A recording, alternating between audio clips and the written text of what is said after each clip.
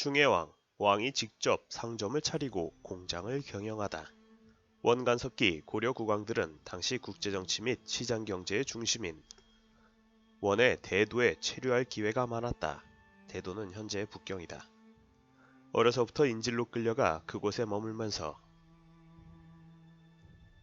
무역과 상업에 대한 이치를 깨닫고 있던 인물 중 대표적으로 충혜왕이 있었다. 충수광 15년인 1328년 세자로서 볼모로가 있다가 이듬해 아버지 충수광이 양위를 원하자 원 황제가 그를 고려왕으로 책봉함으로써 충혜왕은 1330년에 귀국하여 고려왕에 정식 즉위하는데, 그는 즉위 초반에는 의욕이 넘쳐서 관제를 개혁하고 은의 품귀 현상과 위패 방지를 위해 종래에 큰 은병 대신 소은병을 사용하게 하고, 소은병은 현재 가치 150만원 정도 되는 은으로 만든 화폐다. 원래 은병은 한 근으로 그 가치가 일반 백성의 1년 연봉에 육박했지만 소은병은 무게가 줄어든 만큼 가치가 낮아서 은병 유통이 증가하게 되었음.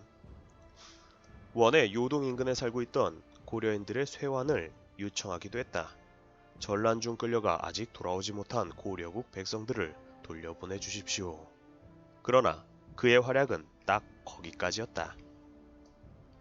점점 정치에는 관심을 멀리하고 주색만 찾다가 결국 모함을 당해 폐위되고 다시 원으로 돌아갔으니 말이다.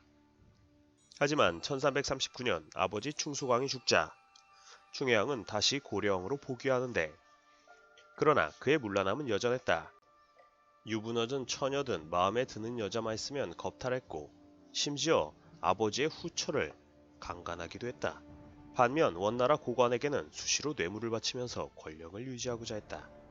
하지만 그는 전횡과 실정을 계속 반복하였고 이를 기왕후의 오빠였던 기철 등이 못마땅히 여겨서 결국 원나라 황실에 고하게 되고 충혜왕은 귀양을 명받게 되었으나 도중에 모진 고초를 겪다가 결국 죽고 만다.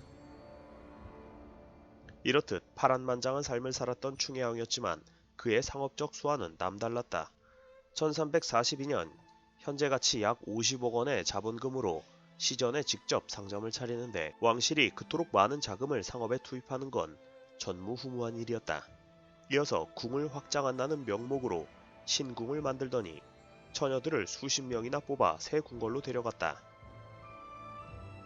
이를 두고 민가에서는 신궁의 추추돌 밑에 묻으려 한다 라는 괴담이 퍼지기도 했지만 실은 신궁에서 비단을 짜는 여공으로 선발했던 것이다.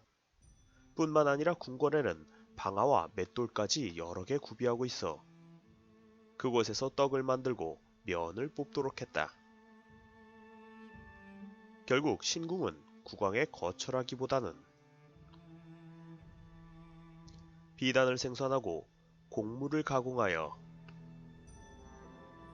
시전에 팔 상품을 만들기 위해 마련한 일종의 공장이었던 셈이다.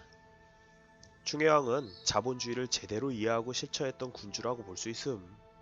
하지만 시전의 운영에 국왕이 직접 개입을 하고 특정 상권을 독점하는 등 시장 질서를 어지럽히자 상인들의 불만이 이만저만이 아니었다.